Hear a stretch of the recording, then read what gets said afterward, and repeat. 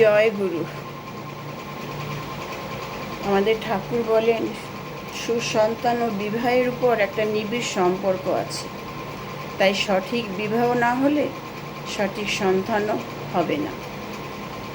তাই ঠাকুর আমাদের সঠিক বিবাহের উপরে জোর দিয়েছে।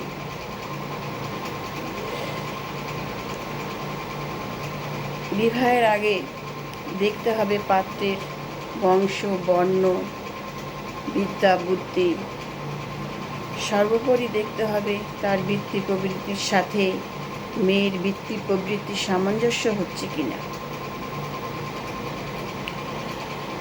একজন পুরুষের আচার, ব্যবহার, বংশ, বর্ণ, চরিত্র, এটার উপরে নির্ভর করে গড়ে ওঠে একটা সন্তানের জীবন।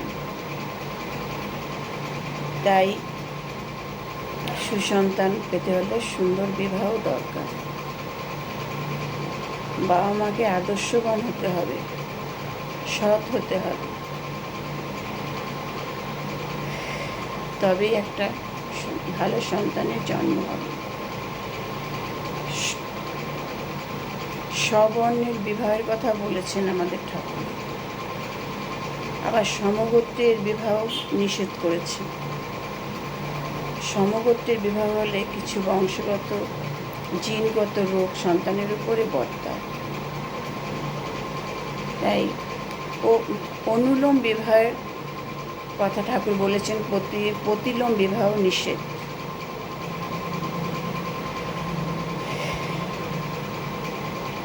সন্তানের কথা বলতে হলে দেখুন, আমাদের দেশেই আচার্য জগদীশচন্দ্র বসু, তারপর নেতাজি সুভাষচন্দ্র বসু, রবীন্দ্রনাথ ঠাকুর, বিবেকানন্দ, বিদ্যাসাগরের মতন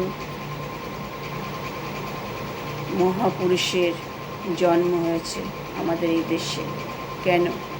তাদের বাবা মা ছিলেন সৎ, আদর্শবান এবং খ্যাতিসম্পন্ন ব্যক্তি এবং আধ্যাত্মিক জগতের মানুষ ছিলেন।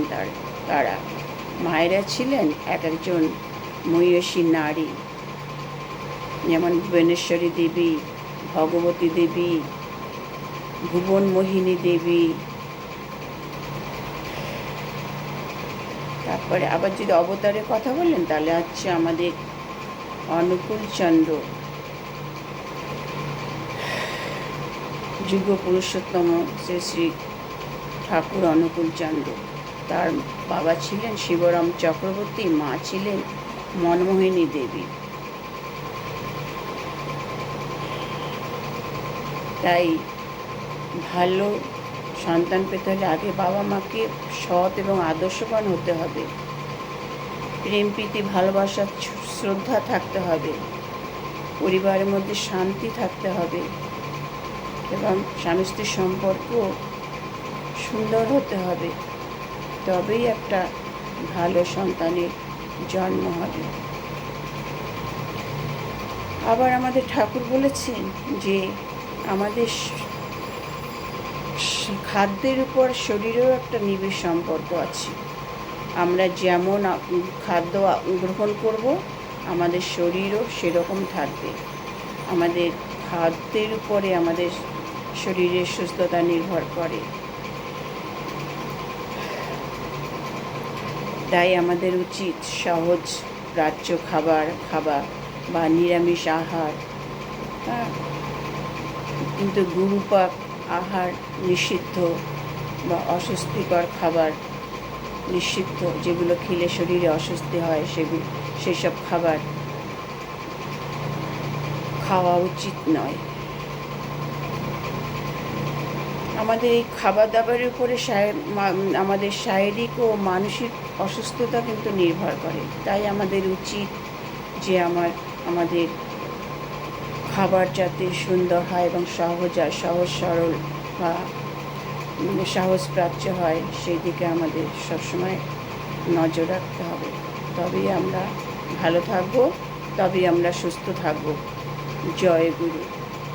আমার আলোচনা যদি ভালো লাগে তাহলে মানুষের কাছে একটু শেয়ার করে দেবেন আর একটা কমেন্টের মাধ্যমে জানাবেন।